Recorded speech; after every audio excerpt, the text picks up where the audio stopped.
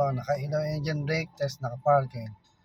So, bitawan natin yung handbrake. Ano ba natin ilaw ng handbrake?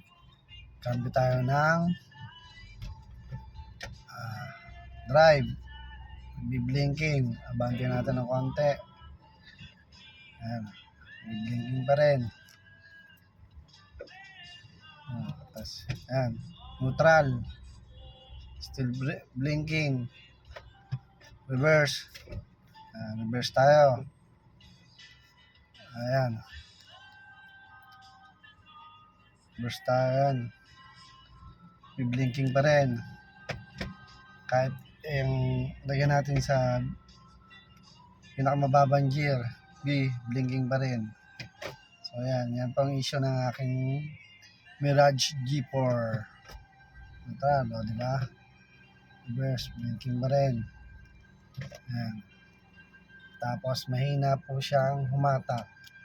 Yung ano niya, RPM yan, 800 RPM. Ito issue na aking Mirage ngayon.